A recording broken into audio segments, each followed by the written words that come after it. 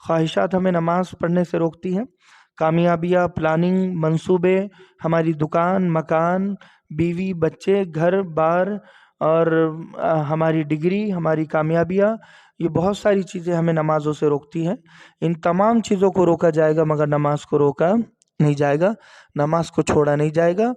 نماز کے لیے ہر چیز کو چھوڑنے کی اجازت ہے، مگر کسی بھی چیز کے لیے نماز کو چھوڑنے کی اجازت ہرگز نہیں ہے. اگر آپ میدان جہاد میں ہیں، صحابہ کرام نے جہاد رننگ سچویشن میں جب آپ نے کی ہے تو گھوڑوں پر کچھ لوگ نمازیں ادا کرتے تھے، کچھ لوگ چلتے پھرتے نمازیں ادا کرتے تھے، اور صحابہ کی دو جماعتیں ہوتی. اس وقت بھی نماز آپ کثرت سے ادا کرتے. تو جب وہ نمازیں ادا کر سکتے ہیں تو ہم بھی نماز پڑھ سکتے ہیں. حضرت حسین نے کربلا کے میدان میں نماز ادا کی ہے، آپ کے ساتھیوں نے، آل رسول نے نمازیں ادا کی، اپنی جانیں قربان کی ہے. تو ابھی تو جہاد کا موقع نہیں ہے. ابھی تو ہمیں ہمارے کاروبار کو چھوڑ کر، بیوی بچوں کو چھوڑ کر، وقتی طور پر 15 منٹ کے لیے، 10 منٹ کے لیے کاروبار سے ہٹ کر نمازیں ادا کرنا ہے. تو یہ مشکل ہے. تو ہم وہ جہاد کیسے کر سکتے ہیں؟ اسی لیے باتیں کرنا آسان ہے، کام کرنا مشکل ہے. وہ لوگ غلط ہیں جو لوگ صرف باتیں کرتے ہیں اور عمل نہیں کرتے ہیں. اٹھ اور زمانے کے مقدر کو بدل دے، اٹھ اور زمانے کے مقدر کو بدل دے.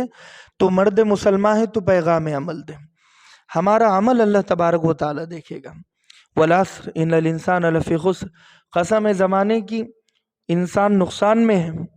الا الذین آمنوا وعملوا الصالحات وتواصوا بالحق وتواصوا بالصبر، مگر وہ لوگ جو اللہ پر ایمان لائے، نیک عمل کیے اور حق پر جمے رہے. وتواصوا بالحق وتواصوا بالصبر، اور صبر پر جمے رہے. صبر کے ساتھ حق پر جمے رہنا ہے، صبر کرنا ہے اپنے حالات پر، اور اللہ سے دعا کرنا ہے. اللہ تبارک و تعالیٰ سے دعا ہے کہ اللہ عمل کی توفیق نصیب فرمائے. مولانا سے ہمارا اگلا سوال ہے کہ امام مہدی کے آنے سے پہلے کیا کیا ہوگا، حالات کیا رہیں گے؟ امام مہدی علیہ رضوان ایک بہت بڑا نام ہے. کئی مرتبہ انٹرویو کے دوران کچھ سوالات ہوئے، ہم نے جوابات دیے، تعارف ہمارا ان کے سامنے آیا تھا. امام مہدی علیہ رضوان کے بارے میں ہمیں سب سے پہلے یہ جاننا ہے کہ آنے کی ان کی کچھ نشانیاں ہیں، کچھ علامتیں ہیں. تحل الفقر والغربہ، کہ غربت زیادہ ہو جائے گی، فقر و فاقہ زیادہ ہو جائے گا، مہنگائی زیادہ ہو جائے گی. ایک علامت یہ ہے. دوسری علامت یہ ہے کہ دریائے فرات خشک ہوگا، جو ترکی سے نکلتا ہے، بحیرہ طبریہ میں جا کر گرتا ہے، ایران کو بھی سیراب کرتا ہے، وہ خشک ہو جائے گا.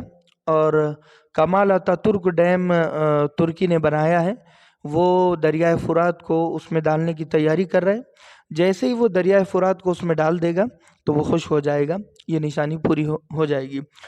اور امام مہدی علیہ رضوان کا حلیہ بھی ہمیں پتہ ہونا چاہیے کہ اقنع الانف، کہ آپ کی ناک کھڑی ہوگی، اجل الجبہہ، پیشانی چوڑی ہوگی، فی لسانہ شیء، آپ کی زبان میں لکنت ہوگی، اور رنگ آپ کا سفید ہوگا، سرخ سفید ہوگا، کہ لالی چھائی ہوئی ہوگی، اور گورے ہوگے آپ، اور داڑھی ماشاءاللہ گھنی ہوگی، بڑی ہوگی.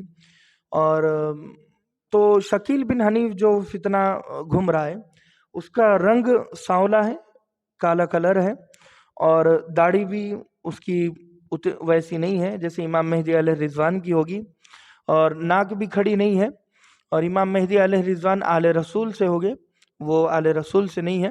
امام مہدی علیہ رضوان مدینۃ المنورہ میں پیدا ہوگے، شکیل بن حنیف بہار میں پیدا ہوا. امام مہدی علیہ رضوان صرف امام مہدی ہوگے، حضرت عیسیٰ علیہ السلام نہیں ہوگے. اور شکیل بن حنیف نے اپنے آپ کو امام مہدی بھی بتایا ہے اور عیسیٰ علیہ السلام بھی بتایا ہے، جو اس کے جھوٹا ہونے کے لیے کافی ہے. تو یہ کچھ نشانیاں ہیں جو ہمیں جاننا چاہیے کہ امام مہدی علیہ رضوان شکیل بن حنیف کبھی بھی نہیں ہو سکتا. امام مہدی کتنی جنگیں لڑیں گے؟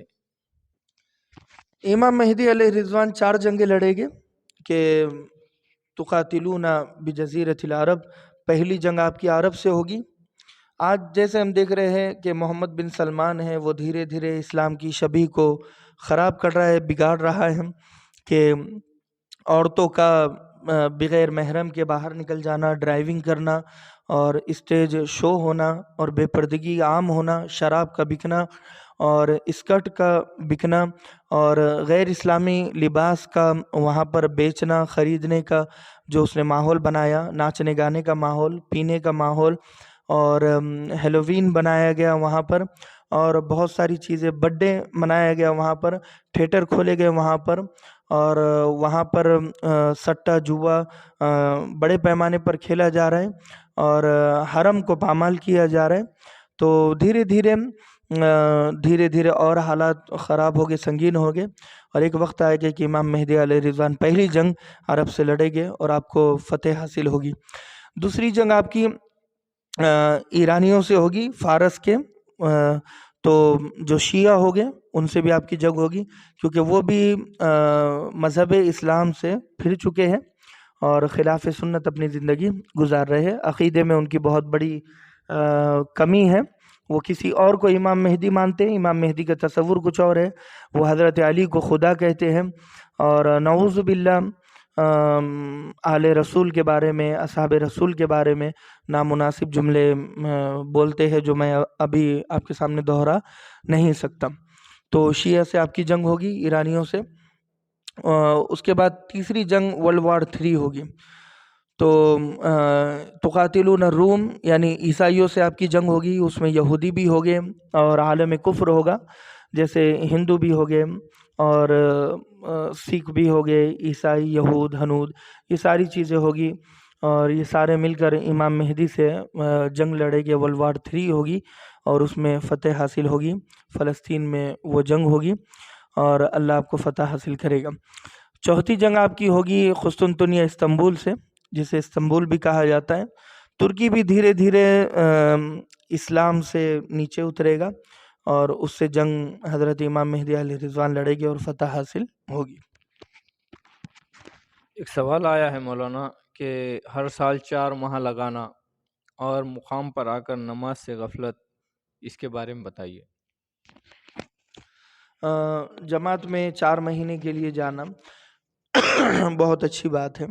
اس زمانے میں حضرت عمر بن خطاب رضی اللہ عنہم نے دیکھا تھا کہ ایک خاتون وہ اپنے شوہر کی یاد میں کچھ اشعار پڑھ رہی ہے اور کہہ رہی ہے کہ اگر مجھے اللہ کا ڈر نہ ہوتا تو میں زنا کر لیتی. تو حضرت عمر بن خطاب نے اپنی بیٹی حضرت حفصہ رضی اللہ عنہا سے پوچھا کہ ایک عورت اپنے شوہر سے کتنی دنوں تک دور رہ سکتی ہے؟ تو آپ نے 4 مہینے بتایا تھا. حضرت حفصہ جیسی خاتون 4 مہینے کہے، اس زمانے میں حضرت حفصہ جیسی سیرت والی خاتون ہمیں نظر نہیں آئے گی. تو 2023 کا زمانہ ہے، تو اس زمانے میں 4 مہینے لمٹ تھی. تو اس زمانے میں میں سمجھتا ہوں زیادہ تر لمٹ 40 دن ہے کہ اگر 40 دن سے زیادہ آپ اپنی بیوی بچوں سے دور رہیں گے تو فتنے کا اندیشہ ہے. لہٰذا دھیرے دھیرے وقت لگانا چاہیے. ہاں، زندگی میں ایک مرتبہ آپ 4 ماہ لگا دو، لیکن حقوق اللہ، حقوق العباد بھی ادا کرنا ضروری ہے اور بیوی بچوں کا حق ادا کرنا ضروری ہے. وہ تو خود تبلیغ میں ہمارے اکابرین کہتے ہیں کہ جہاد اصغر ہے جماعت میں جانا اور جہاد اکبر ہے مقام پر جڑنا.